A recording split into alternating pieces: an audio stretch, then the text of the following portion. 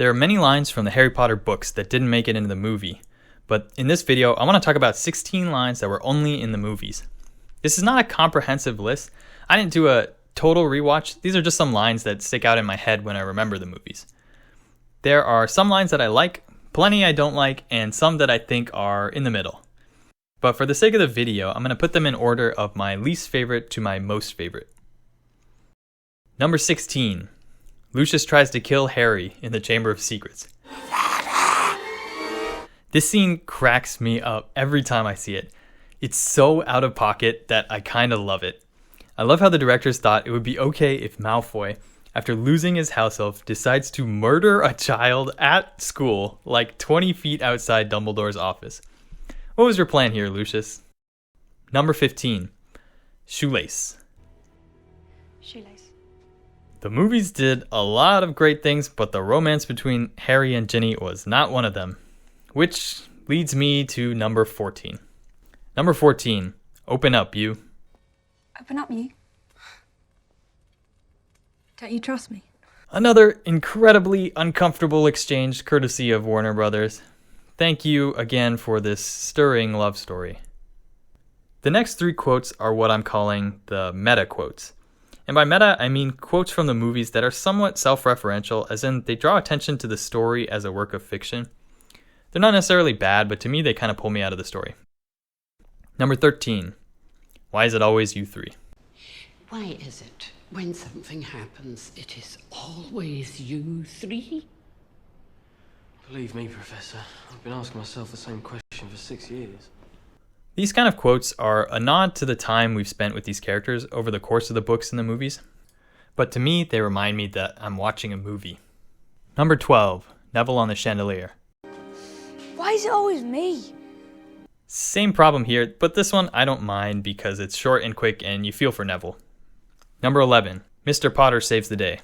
Well, let us hope that Mr. Potter will always be around to save the day. Don't worry, I will be. This one is almost more egregious than the last two and sounds like a comic book exchange, but I believe this scene was improvised, and I find the first two movies so cute and charming that I'm keeping this one at 11. Number 10. I'm not an owl. Well, you can tell Ronald. I'm not an owl!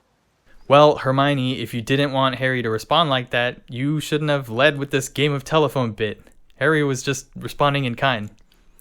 I think in the book at this point, everyone's mad at Harry, but Hermione sticks by him and very smartly explains why Ron's feeling jealous. So I think this movie line does a disservice to the emotional intelligence that Hermione shows in the books. Number 9. Neville vs. Bellatrix. Neville Longbottom, is it? How's Mum and Dad? Better now they're about to be avenged. We don't get a lot of time in the movies to get to know Neville or hear about his backstory.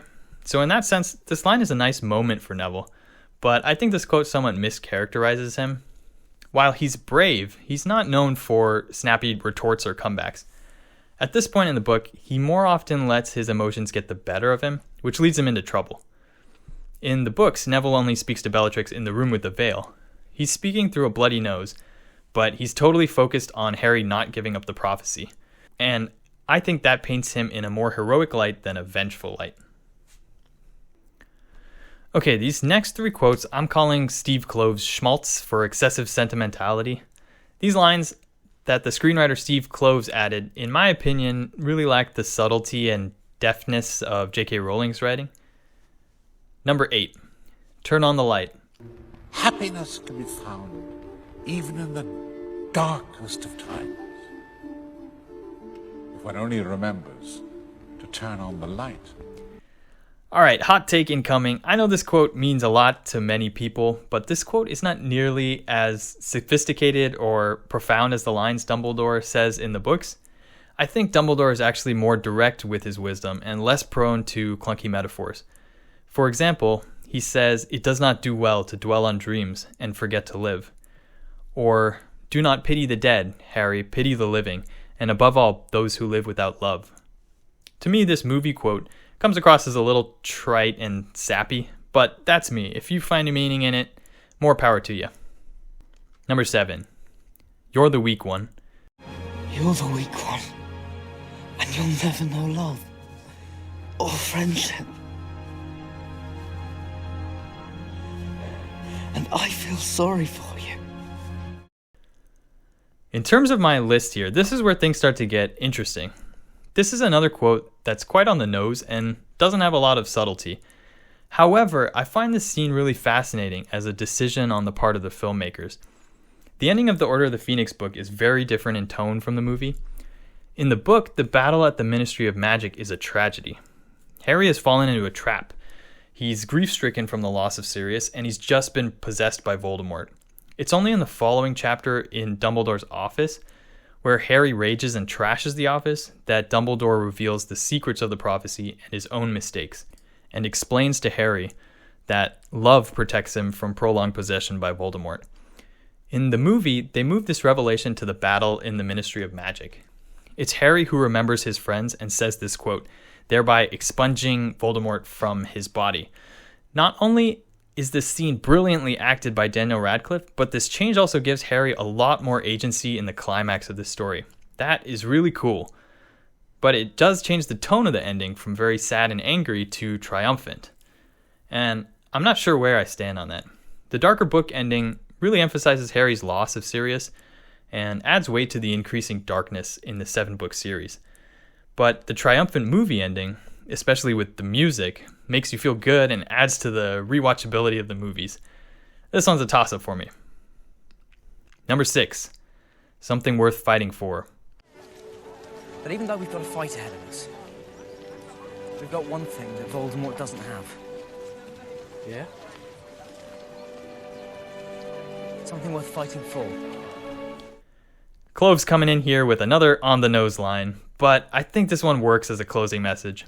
One thing I enjoyed a lot about the endings of the Harry Potter books was that they usually included a funny moment with the Dursleys when they come to pick up Harry from King's Cross, but I can understand why they didn't have time to include that in the movie. And now we're into the territory of movie-only quotes that I really like. I don't have as much to say about them because they work so well, but here we go anyway. Number 5, I've always wanted to use that spell.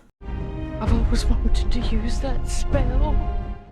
Maggie Smith is perfect and amazing as McGonagall, and this is such a fun moment before the final battle. Number 4, I am the chosen one. She's only interested in you because she thinks you're the chosen one. But I am the chosen one. Okay, sorry. Kidding. Both of these actors are so charming in this scene, and this joke is hilarious. I love it. Number 3, 10 galleons. How much for this? 5 galleons. How much for me? 5 galleons. I'm your brother. 10 galleons. Maybe it's because I have 2 older brothers and this is exactly how they'd act, but it's also how Fred and George treat Ron in the books. A great joke and a great addition to the movies. Number 2, I must not tell lies. Do something! Tell them I mean no harm! I'm sorry, Professor. I must not tell lies. This quote is an excellent addition to the scene. It's a callback from Harry's earlier detentions with Umbridge. It shows Harry's sass, and it nicely wraps up Umbridge's downfall at her own hands. And number 1, it's not Hogwarts without you, Hagrid. There's no Hogwarts without you, Hagrid.